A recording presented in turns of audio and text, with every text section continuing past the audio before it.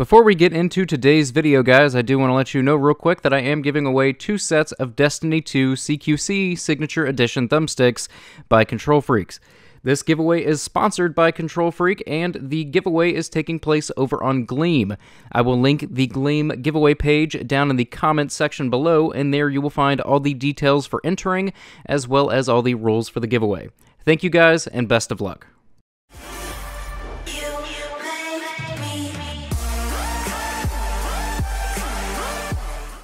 Hello everyone, and welcome to another Pyro Gaming video. If you are a big enough fan of Destiny to be watching Destiny YouTube videos, then chances are you have already gotten your hands on the beta and given it a try.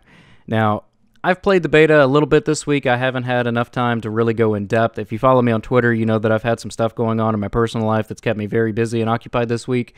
So video games and YouTube have been the least of my concerns.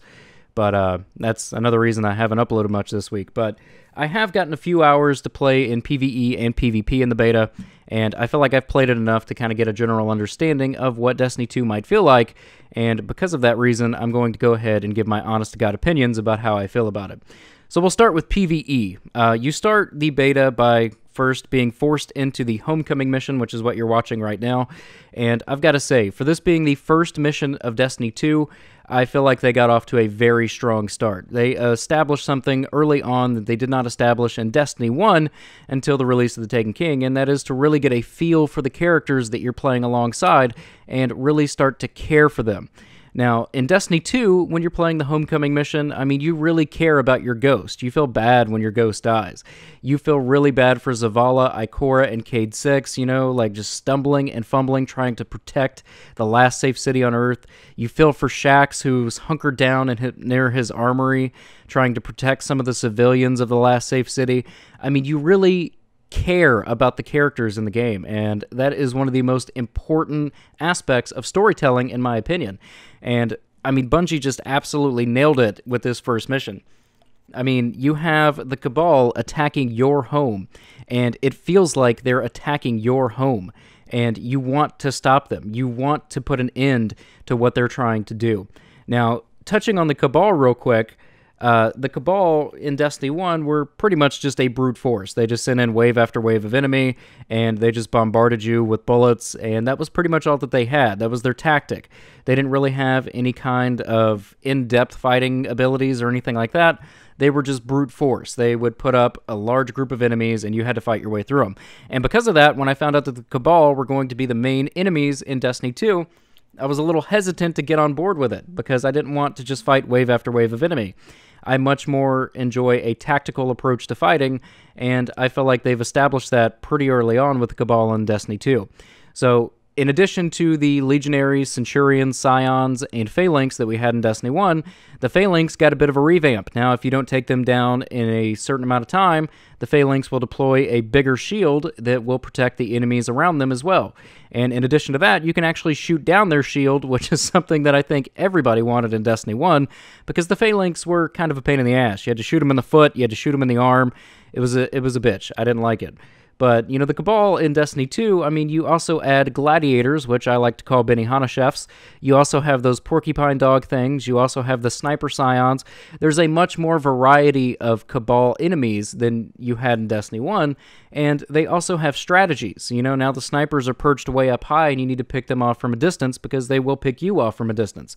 You have a new melee-only enemy in the gladiator / hibachi chef, and, I mean, it just brings a totally different element to the Cabal, and I think it's fantastic. Now, as far as the main antagonist himself, which would be Ghaul, a.k.a. Gary, I think that they did a really good job. I mean, we've only seen a very limited amount of him, you know, with the Homecoming mission, but they established the fact that he is a badass right away.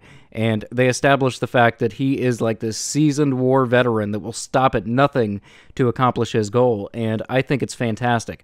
It's very reminiscent of what they did in the Taken King with Oryx. I mean, you have this guy that is just so far above everybody else, and you're gonna feel every bit of his wrath as you try to take him down, and that is fantastic.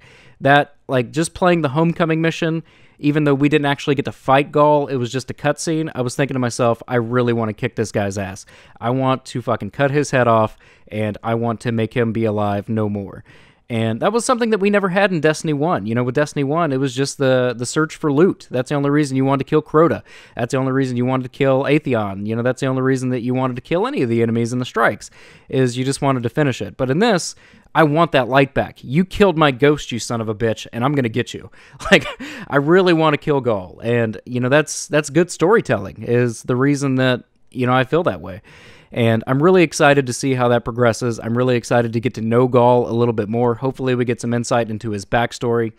And like I said, hopefully we get to just destroy his ass, because I cannot wait to do it. But some other things that we're going to talk about real quick is the weapon balancing in PvE. Now, granted, this is a very early build of the game. The beta that we're playing right now was built like 3 months ago. So what is in the beta right now will not be what ships in the actual game. And Bungie themselves has actually confirmed a few changes, such as changes to the PvE ammo economy, which, I mean, that's great, because that was one of my biggest complaints while playing through the strike, is that I only picked up, like, you know, 2 boxes of power ammo throughout the entire strike. So having more of that is going to be great, especially with the new loadout system where you're essentially carrying 2 primaries. I felt it to be very underwhelming to shoot at a strike boss with a hand cannon and a pulse rifle, because I couldn't find any power ammo. So I'm really glad that that's going to change. Some other things that I'm hoping that will change that they haven't really gone in depth about, you know, as of right now, is scout rifles, man. Scout rifles felt so weak to me when I was playing through the strike and playing through the story mission. So hopefully scout rifles come back up to the level that they were at in Destiny 1, where they will be a viable PvE option. And the last thing is, you know, the abilities. I mean, I think it takes too long to get a super in PvE. I think it takes too long to get grenades in PvE, and I feel like that those abilities can do a little bit more damage in PvE without it being game-breaking. So hopefully that is another thing that they decide to balance before the actual release of the game, and hopefully that is something that will be an improvement come September 6th. But that's pretty much it for PvE. I mean, overall, I think it was great. I'm really looking forward to it, and I think it's a great improvement over Destiny 1. So let's go ahead and talk about Crucible. Now, if you guys know me at all, you know that I absolutely hated the Crucible in Destiny 1. It was the most unbalanced PvP that I've ever seen in my life. It was the most annoying and rage-inducing experience that I think I've ever had in a video game, because I don't care what anybody says, the Crucible in Destiny 1 requires 0 skill. It is all ability spam and using whatever weapon the Bungie Wheel of Weapons determined was going to be the hot topic for that particular season, because it took Bungie 6 to 8 months to release any kind of weapons rebalancing patch to fix the problems that they knew were there. And it was just complete shit, man. That's all it was. It was people spamming grenades, people spamming melees, people spamming shoulder charge, supers, and using the Wheel of Weapons. Like, you go into Crucible right now in Destiny 1, I can guarantee you, you're going to see multiple people using Palindrome Icebreaker, Palindrome Sidearm. You know, that's all you're going to see, because that's all they do is just exploit the cheapest possible kill. And it's not entirely the player's fault. Like I said, it takes Bungie 6 to 8 months in Destiny 1 to release any kind of weapons rebalancing patch that fixes the problems that they know exist, that the community has been telling them exists throughout the entire duration of that 6 to 8 month time span. They just, for whatever reason, don't push those balancing patches out quick enough. And you compare that to a game like Call of Duty that has a true competitive multiplayer. If there's a problem with a Call of Duty weapon that is overpowered, they fix that shit within a few days. Like, they push out a patch almost immediately when it comes to their attention. And if you want a true competitive multiplayer, that's what you have to do. You can't just sit back on the sidelines and watch as people exploit, you know, how broken your multiplayer is, and just sit there and do nothing about it. I mean, it's absolutely ridiculous. And even though Bungie is making serious strides to make the multiplayer experience in Destiny 2 significantly better than Destiny 1, they've drastically reduced how often you get abilities, whether it be grenades, supers, melees, whatever. I mean, you get, what, maybe 1 super a match? I personally haven't seen anybody get 2 supers in 1 match. I don't think it's even possible, honestly, as quickly as these matches go. But, you know, grenades are no longer one-hit kills. Melees take, multiple melees to kill an enemy, which in Destiny it was 2. In Destiny 2, I mean, there was one instance where it took a guy 3 melees to kill me. And that's good. That is good, guys, because I mean, if it didn't, that's all people would be doing, because for some reason, the Destiny community, when it comes to multiplayer, is afraid to use a weapon. And if you truly enjoyed the Crucible in Destiny 1, I'm willing to bet that you absolutely hate playing Crucible in Destiny 2, because those ability spams are gone. They are 100% gone. The shotgun spamming, the fusion rifle spamming, the sniper spamming, it's gone. It's just straight up gone. I love the new loadout system for PvP. I love the fact that you're forced to essentially carry 2 primaries and you have a power weapon that you might not ever even get to use throughout the entire course of a match. I love that. I love it so much, because now this is a true point-and-shoot multiplayer experience. And, I mean, bravo to Bungie for that. But going back to what I was saying, if it takes Bungie 6 to 8 months to rebalance a certain type of weapon in the Crucible in Destiny 2, like it did in Destiny 1, this game will be just as broken as Destiny 1 was.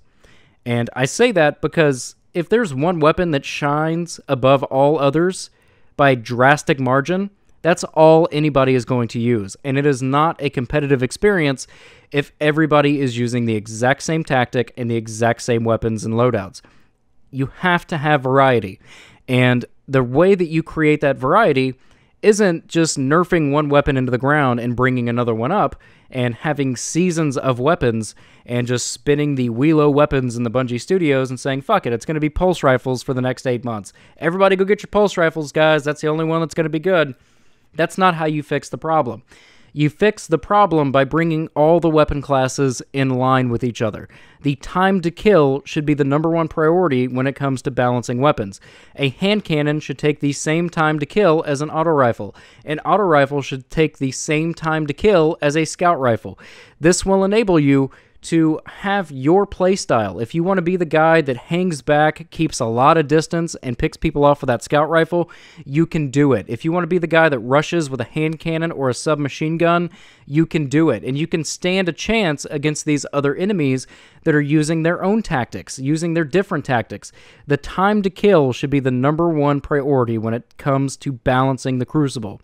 And like I said, it's going to enable you to have your playstyle and have somebody else have their playstyle and they not be the exact same thing. That's not fun. I don't want to be forced to use a palindrome and an icebreaker. I don't want to be forced to use an IS Luna and a sidearm. I don't want to be forced to play a specific way. I want to play how I want to play. And that is what Call of Duty has done so well. You go into a Call of Duty game, if you want to use a semi-automatic, assault rifle, do it. You want to use a fully automatic submachine gun, do it. You want to snipe, do it. You can do what you want, and that's why Call of Duty is 100% competitive, and that's why Destiny 1's Crucible was not competitive whatsoever.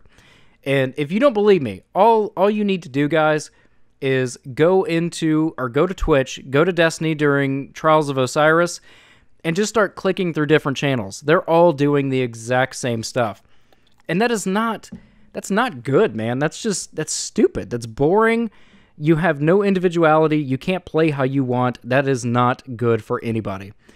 So I'm really keeping my outlook on Destiny 2's Crucible as being very optimistic. I feel like Bungie has figured out what the problem is, but it's going to come down as to whether or not they actually act on fixing it the way that they're supposed to. If they do that, Destiny 2's Crucible could be one of the funnest Crucible experiences that you will ever have in gaming. And they've already made some strides to making that possible, like I discussed a second ago, but it's going to be determined 100% by their long-term outlook on the Crucible. How they manage it after launch and going forward. That will be the determining factor as to whether or not Crucible will be good. But that's my thoughts on the Crucible. I like the direction that they're going, but if they just go that direction and pull off on the side of the road, it will fail. If they start going that direction and they continue that drive, it will be very, very good. And that's my thoughts on the Crucible. Let's move on to the final topic of this video. So now let's go ahead and address the elephant in the room, and that is, does Destiny 2 feel like its own game, or is it more of a DLC to Destiny 1? This is a topic that I think is just completely retarded, honestly. I mean, Destiny 2 is a sequel to Destiny 1. A sequel, by definition, is a continuation of the storyline. It's supposed to feel familiar. It's supposed to feel like the original, and they've done that. To me, Destiny 2 feels like 100% its own actual standalone game. It feels very, very new, but at the same time, it feels familiar to Destiny 1, and to me, that is a perfect sequel. They've done a lot of upgrades to things like the UI, the weapon economy, the armor economy, how we're going to obtain gear, the types of enemies that we're going to be fighting. It feels familiar, but it also feels very new. So to summarize everything that I've talked about in this video, altogether, I am more excited now, after having played the beta, to get my hands on Destiny 2 than I was before the beta. I feel like this is going to be a great game. I feel like Bungie's vision for this game is what we all hoped Destiny 1 was going to be, and ultimately we're disappointed that Destiny 1 did not deliver on that hope and dream that we had. But honestly, I feel like Destiny 2 is going to deliver on that dream. I feel like Destiny 2 is going to be the game that we all hoped not only Destiny 1 would be, but that we're all hoping that Destiny 2 will be. And me personally, I'm very much looking forward to it. So what I want you guys to do is drop a comment in the box below. Let me know what you think of the beta. Let me know if you feel like Destiny 2 is going to be the game that we're all hoping for. And more importantly, let me know if you guys are excited about this game, because I know that I truly, truly am. But that's going to bring this video to an end, guys. If you enjoyed it, click like. If you're new to the channel, click subscribe. And if you're already subscribed, I fucking love you. If you've watched this whole video, you're a fucking rock star. Type in rockstar in the comments. Thank you for watching, and take care, guys.